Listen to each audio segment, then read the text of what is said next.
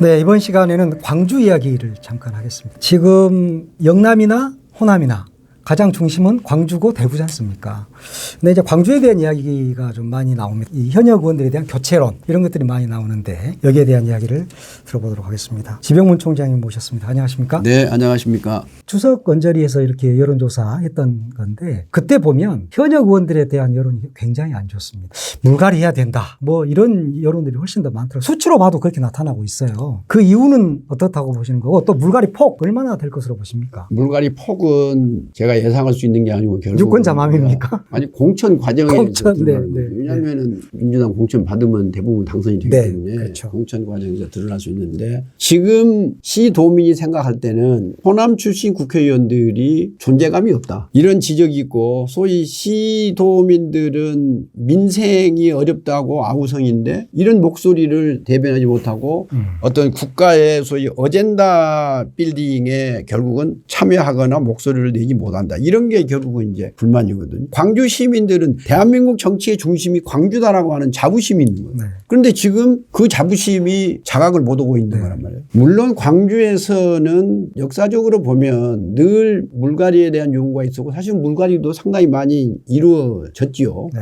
또 어떤 경우에는 광주는 시민들이 인정하기만 하면 당선이 보장되기 때문에 김대중 대통령부터 좀 참신하고 민주주의 달성하는 데 도움이 되고 이런 사람들을 전략공천한 경우도 있었다는 거예요. 네, 그렇죠. 그런데 이제는 광주 시민들이 전략공천 좋아하지 않습니다. 왜 그런 것을 왜 광주 시민한테만 강요하느냐. 네. 이런 것 때문에 좋아하지 않고 그렇기 때문에 인위적인 공천 물갈이는 쉽지 않을 것이다. 결국은 룰에 따라서 공천이 이루어질 수밖에 없는데 그렇게 되면 어떻게 되느냐. 현역 국회의원들이 훨씬 유력이 됩니다. 그래서 소위 신인들의 진입이 쉽지 않다. 이런 그 어려움이 있단 말이에요. 국민의힘이 당의 지지 기반인 영남에서 다선 의원들을 수도권으로 차출시키자고 하는 것도 어떻게 보면은 국민을 무시하는 것이지만 왜냐하면 아무나 공천해도 여기는 당선시켜줄 것이다. 그런 것으로 받아들이기 때문에 민심이 쉽게 수용하지 않을 것이다. 이럴 바에는 오히려 국민의힘과 민주당이 영남과 호남에서 많이 알려지지 않고 있지만 유능한 인재들을 발굴해서 시민들에게 새로운 인물을 제시하고 지지를 부탁하고 이런 것이 오히려 이 지지 기반이 굳건하다고 하는 것을 잘 활용해서 당의 발전과 나라 발전에 활용할 수 있도록 할 수 있잖아요.